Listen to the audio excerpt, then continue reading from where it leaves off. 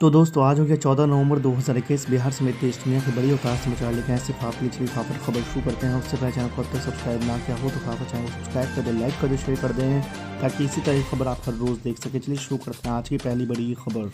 सलमान खुर्शीद द्वारा लिखित पुस्तक सनराइज ओवर अयोध्या को लेकर विवाद थमने का नाम नहीं ले रहा है। अब एक अधिवक्ता ने इस किताब के प्रसार, बिक्री, खरीद और प्रकाशन को रोकने के लिए दिल्ली उच्च न्यायालय में एक याचिका दायर की है। आपको बता दें कि एडवोकेट विनीत जिंदल ने हिंदुत्व की तुलना आईएस और बोको हराम जैसे चरमपंथी संगठनों से करने पर कांग्रेस नेता सलमान खुर्शीद की किताब पर प्रतिबंध लगाने के लिए दिल्ली हाईकोर्ट का दरवाजा खटखटाया है। अधिवक्ता ने एडवोकेट राजकिशोर चौधरी के माध्यम से दिल्ली उच्च न्यायालय के समक्ष याचिका दायर की है। दूसरी बड़ी खबर, दिल्ली में वायु गुणवत्ता लगातार गंभीर श्रेणी में बने रहने से सुप्रीम कोर्ट की फटकार के बाद हरकत में आई दिल्ली सरकार ने सोमवार से दिल्ली में एक सप्ताह के लिए सभी स्कूल बंद कर दिए हैं। सभी सरकारी कार्यालयों में एक सप्ताह के लिए वर्क फ्रॉम होम लागू होगा। सरकार की ओर से निजी कार्यालयों के लिए भी वर्क फ्रॉम होम को बढ़ावा देने के लिए अपील जारी की जाएगी। इसी के साथ ही सभी प्रकार के निर्माण कार्यों पर भी 17 नवंबर तक रोक लगा दी गई है। तीसरी बड़ी खबर, कांग्रेस नेता राहुल गांधी ने मणिपुर में असम राइफल्स के काफिले पर हुए आतंकी हमले को लेकर मोदी सरकार पर निशाना साधा है। आरोप लगाया है कि यह घटना एक बार फिर साबित करती है कि मोदी सरकार देश की रक्षा करने में असमर्थ है। राहुल गांधी हमले में जान गंवाने वालों के परिवारों के प्रति भी संवेदना व्यक्त की। आपको बता दें कि कांग्रेस सांसद राहुल गांधी ने एक ट्वीट में कहा है कि मणिपुर में सेना के काफिले पर आतंकवादी हमला एक बार फिर साबित करता है कि मोदी सरकार राष्ट्र की रक्षा करने में सक्षम नहीं है। चौथी बड़ी खबर, पश्चिम बंगाल में बीएसएफ के अधिकार क्षेत्र को 15 किलोमीटर से बढ़ाकर 50 किलोमीटर करने के केंद्र के फैसले के खिलाफ मुख्यमंत्री ममता बनर्जी ने प्रधानमंत्री नरेंद्र मोदी को पत्र लिखा है। टीएमसी सांसद सौगत राय ने कहा है कि हम इसके खिलाफ विधानसभा में प्रस्ताव लाएंगे। आपको बता दें कि केंद्र सरकार ने पंजाब और पश्चिम बंगाल समेत कई सीमांत राज्यों में बीएसएफ का अधिकार क्षेत्र 15 किलोमीटर से बढ़ाकर 50 किलोमीटर कर दिया है। केंद्र सरकार के इस फैसले पर पश्चिम बंगाल में ममता सरकार नाखुश है। पांचवी बड़ी खबर, दिल्ली हाईकोर्ट ने दिल्ली पुलिस से पूछा है कि तबलीगी जमात में भाग लेने वाले लोगों को पिछले साल कोरोना वायरस के कारण लागू लॉकडाउन के दौरान आश्रय देने वाले भारतीय नागरिकों ने क्या अपराध किया है। हाईकोर्ट ने कहा है कि सरकार की अधिसूचना में किसी विशेष स्थान में रह रहे लोगों पर कोई प्रतिबंध लागू नहीं किया गया था। तबलीगी जमात में पिछले साल हिस्सा लेने वाले विदेशी नागरिकों को आश्रय देने वालों के खिलाफ दर्ज मुकदमों को रद्द करने का अनुरोध करने वाली याचिकाओं की सुनवाई कर रही जस्टिस मुक्ता गुप्ता ने शुक्रवार को टिप्पणी की कि तबलीगी जमात में भाग लेने वालों ने लॉकडाउन लागू होने से पहले शरण मांगी थी और आवागमन को प्रतिबंधित करने के आदेश का उल्लंघन करने को लेकर उन पर कोई आरोप नहीं है।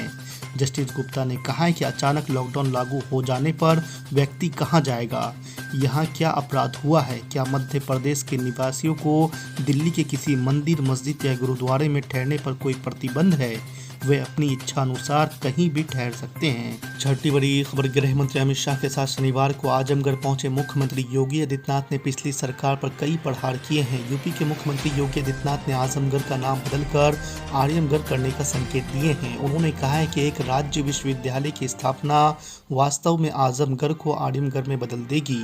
केंद्रीय गृह मंत्री अमित शाह के साथ शनिवार को आजमगढ़ जिले में एक स्टेट यूनिवर्सिटी की आधारशिला रखते हुए यूपी के मुख्यमंत्री ने कहा है कि इसमें कोई संदेह नहीं होनी चाहिए कि ये यूनिवर्सिटी सही मायने में आजमगढ़ को आर्यमगढ़ में बदल देगी। सातवीं बड़ी खबर, योगी सरकार पर निशाना साधते हुए ऑल इंडिया मजलिस इत्तेहादुल मुस्लिमीन के प्रमुख असदुद्दीन ओवैसी ने तंज कसा है। असदुद्दीन ओवैसी ने कथित तौर पर पाकिस्तान का झंडा फहराने के लिए देशद्रोह के तहत 4 युवाओं के खिलाफ कार्रवाई के लिए प्रशासन को फटकार लगाई है। आपको बता दें कि यूपी के मुरादाबाद में शुक्रवार को एक जनसभा को संबोधित करते हुए असदुद्दीन ओवैसी ने कहा है कि झंडा एक इस्लामिक झंडा है, ना कि पाकिस्तान का राष्ट्रीय झंडा। ओवैसी ने कहा है कि भारत में नफरत इतनी फैल गई है कि भाजपा समर्थक जहां भी हरा देखते हैं वे लाल हो जाते हैं। और आवाज कैसे उठती है, नहीं हमने बोल दिया, हम भी कंडेम करते हैं उसको, 2 लाख भिजा देंगे, 3 लाख भिजा देंगे। अरे सवाल ये पैदा होता है कि जब गोरखपुर के होटल में गुप्ता साहब को पुलिस ने मारा, उनकी मौत भी हम उसका कंडेम करते रहेंगे, मगर जब गुप्ता साहब की मौत हुई तो बाबा उत्तर प्रदेश के मुख्यमंत्री गुप्ता परिवार खानदान के पास पहुंच गए। बाबा पहुंच गए और गम का इजहार किया और जाकर कहा, उस गुप्ता साहब की बेवा से कहा कि आप फिक्र मत करिए, हमारी सरकार आपके साथ है।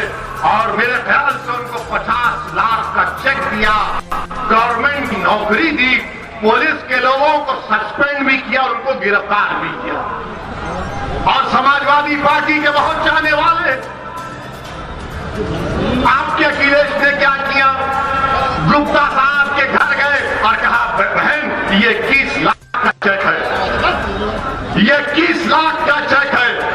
आप बताइए मेरे अजीज दोस्तों और बुजुर्गों, इंसान जब पुलिस की कस्टडी में मरता है, अगर तो उसने खुद से खुदकशी कर ली, अगर वो मुसलमान खुदकशी कर ली और उसके बाद से झूठ से फरेब देकर अंगूठा उसका लगाकर लिख दिया जाता है, और अगर वो मुसलमान नहीं है, अरे मैं जिंदाबाद के नारे अपने नहीं लगाने वाला। सुनो मेरी बात, नहीं, आप सुनो मेरी बात, मैं अपने जिंदाबाद के नारे आपसे मंगवाने के लिए नहीं आया हूं, क्योंकि आप जिंदा है, मैं जिंदा हूं, रसूल अल्लाह की उम्मत है, जिंदा रहने वाले। और याद रखो इस बात को, याद रखो इस बात को कि जब तक हम जिंदा हैं दुनिया आबाद है, जब हम नहीं तो दुनिया भी नहीं। याद रखो। आज उत्तर प्रदेश में बेरोजगारी का आलम यह है कि चाहे शिक्षा मित्रों का मामला उठाकर देखिए, चाहे 69,000 शिक्षक भर्ती का मामला उठाकर देखिए, चाहे बीटीसी बीएड के शिक्षकों का मामला देखिए, चाहे आशा बहुओं का सवाल हो, आंगनबाड़ी कार्यकर्तियों का सवाल हो, शिक्षा अनुदेशकों का सवाल हो, ग्राम विकास अधिकारी के पद के लिए सवाल हो, पुलिस भर्ती का सवाल हो, उत्तर प्रदेश में नौजवानों को रोजगार नहीं मिल रहा है, लाठी मिल रही है, मुकदमा मिल रहा है, उनको धमकियां मिल रही हैं, जेल में उनको सड़ाया जा रहा है। यही शिक्षा निदेशालय के सामने शिखा पाल नाम की एक बहन पिछले 90 दिनों से पानी की टंकी पर बैठी हुई है, इसी प्रदेश की राजधानी के अंदर लखनऊ में, और आदित्यनाथ जी की सरकार उसकी पीड़ा सुनने के लिए तैयार नहीं है। बेरोजगारी के कारण लोग आत्महत्या कर रहे हैं।